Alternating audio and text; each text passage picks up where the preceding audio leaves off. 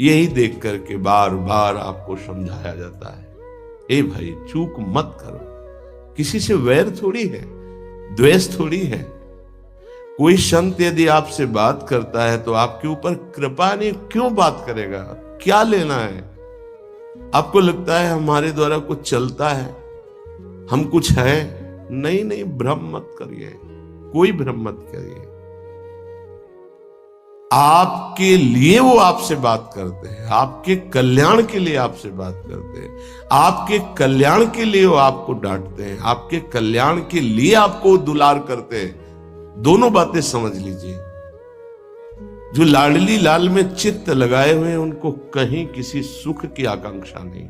सच्चाई से समझ लीजिए। अगर वो सुख का कहीं खेल खेलते तुम्हें नजर आ रहे हैं, वो तुम्हारे लिए, तुम्हें दुलार कर रहे हैं, निकल चलो। तुम्हें डांट रहे हैं, निकल चलो। तुम्हें प्यार कर रहे हैं, निकल चलो। तुम्हारे मन को अपने प्यार में फांस करके श्री जी के चरणों में समर्पित कर देना, यही काम है। ये सब संतों का यही कार्य, तुम्हारे संसार के प्यार में फैले हुए मन को समेटकर अपनी वाणी, अपने प्यार के बल से उसे प्रियालाल के चरणों में समर्पित कर देना। पर आपके अंदर ये चाह हो जाएगी, तभी आप उस प्यार को समेटने में सहयोग दे पाएंगे। मुझे अब इस ब्रह्मा के रचे हुए माया से मुक्त होना है। पर आप तो इन्हीं खिलौनों में राजी हैं, और जब इन खिलौनों से मन को हटाने की बात कही जाती है तो आपको बुरा लगता है। आपसे जिससे कहा जाता है कि अब आप ऐसे रहिए, मनोचिन्हारो नाय, तो आपको लगता है कि हमारे संबंधों में प्रहार कर रहे हैं। तुम्हारे संबंध जितने हैं इनका प्रहार पहले हो चुका है काल के द्वारा, तुम इनको नहीं रोक पाओगे। काल पहले ही काट चुका है सारे संबंध। बस तुम संबंध का राग लेकर के यहां से जाओगे, दुर्गति हो जाएगी। और संबंध को प्रियालाल के चरणों में समर्पित करके जाओगे तो सदगति हो जाएगी, अनुराग हो जाएगा।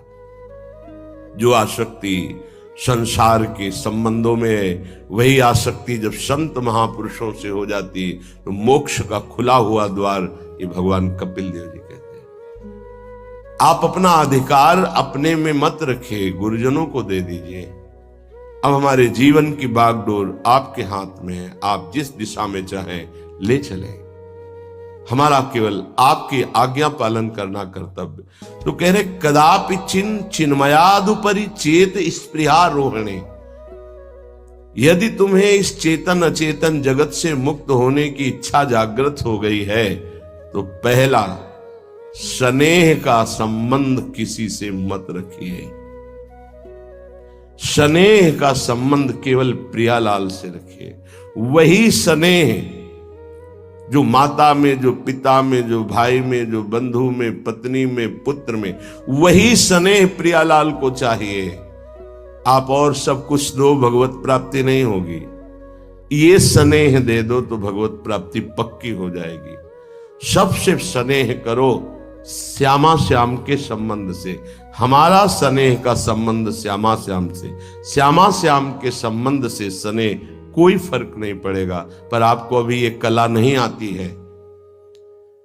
आप जब तक एक बार समस्त संबंधों के स्नेह को बटोर कर प्रियालाल के चरणों में समर्पित नहीं कर देते, तब तक आपको लगेगा, वाणी से बोलोगे कि सब भगवत भाव से ही, लेकिन पूरा राग यही है, ये हमारे अमुक है, हमारे अमुक है। इसलिए इस रहस्य को समझो, पहले हटो, फिर जब वो राग अनुराग में बदल जाता है तो फिर पूरे विश्व से प्यार करो, कोई फर्क नहीं पड़ेगा।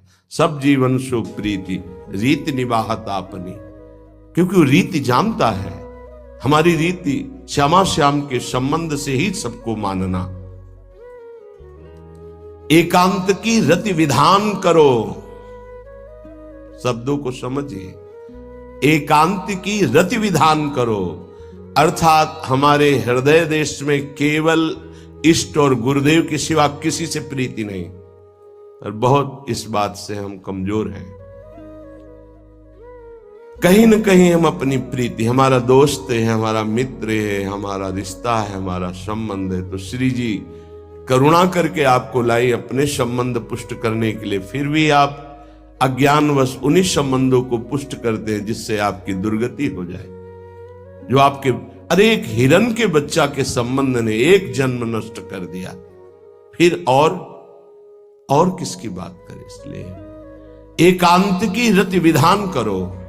एकांत की आपकी रति हो चुकी है, इसका परिचय आपके सामने भारी विपत्ति आई, मन केवल श्री जी में, भारी संपत्ति सुख संपदा केवल श्री जी में मन, यह है एकांत की रति। अब उसको कोई विचलित नहीं कर सकता।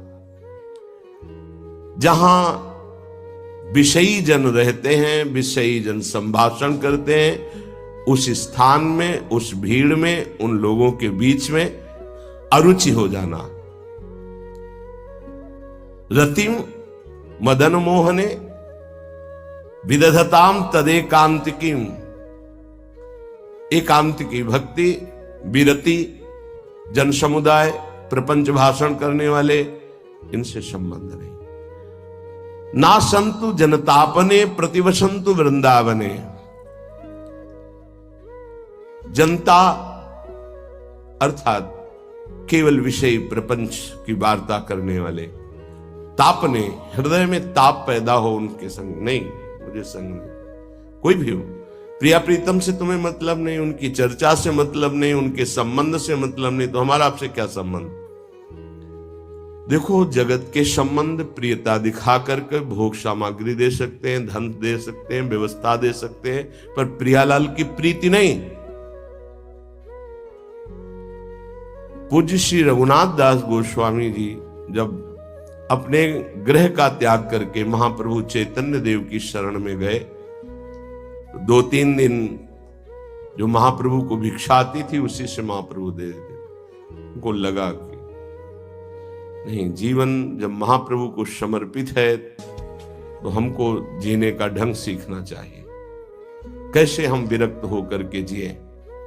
इतने में घर से भेजे हुए बहुत से सेवक, रुपया, सामग्री, रसोईया सब आ गया, क्योंकि बहुत बड़े धनी थे उनके पिताजी, और पिता के भाई दोनों के बीच में एक लाड़िले पुत्र थे, पूज्य श्री रघुनाथ दास गोस्वामी, जिनकी समाधि राधा कुंड में विराजमान है।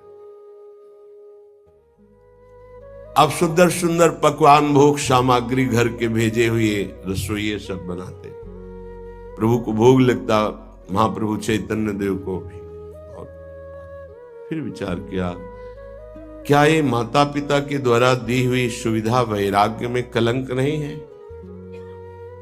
मेरा जीवन प्रभु के लिए, क्या मैं प्रभु आश्रित नहीं जी सकता। जब विरक्त हो गया तो माता पिता के द्वारा दी हुई भोग सामग्री से जीना निषेध है। प्रवृत्ति और निवृत्ति 2 मार्ग हैं। प्रवृत्ति मार्ग में स्वयं अधिकार हो जाता है पुत्र और पुत्री का माता पिता की संपत्ति पर। निवृत्ति मार्ग में नहीं, स्वीकृत नहीं है। निवृत्ति मार्ग में स्वीकृत नहीं। जिसने इस स्वीकृति को स्वीकार किया वो कच्चा ही बना रहता है पूरे जीवन, पक्का वो कच्चा बना रहता है। ये दृढ़ बात समझ लीजिए। आज तक इतिहास है विरक्तों का। निवृत्ति मार्ग पर अगर वैराग्य ले लिया तो माता पिता के द्वारा उसका भरण पोषण कभी नहीं हुआ। आप पढ़ करके देख लीजिए, चाहे कोई भी हो, किसी भी मार्ग का हो। जब रत्नावती जी ने, उनके लिए चिट्ठी आई, पुत्र ने भेजा कि पिता ने सभा में मुंडी का पुत्र कह के कहा, मतलब सन्यासिनी का पुत्र कह के, माता हमारी इस नाम की रक्षा करना। जी हुई चिट्ठी पढ़ी तो महल छोड़ दिया उसी समय, और नाई को बुलवाया, अपने जो राजरानी के बाल थे उतरवा दिया, और संत सभा में बैठ गए। आज से कहा राजअन्न का त्याग। अब ग्राम नगर के द्वारा दी हुई भिक्षा के द्वारा भरण पोषण होगा, इस राजा के द्वारा दिए हुए नहीं। और पति थे माधव सिंह। जब ये बात सुनी तो उनको भयंकर क्रोध हुआ। मेरे सामने मेरी पत्नी, मेरा इस तरह का अपमान, मारने का प्रयास किया। रघुनाथ दास गोस्वामी को 2-4 दिन हुए, फिर अंदर आग लग गई। नहीं, पिता के द्वारा दिए हुए वैभव को नहीं भोगना, वापस अब कैसे जिए? तो जहां सिंहपौर पर जगन्नाथ जी के सब भिक्षुक खड़े होते थे, उन्हीं के बीच में खड़े हो गए।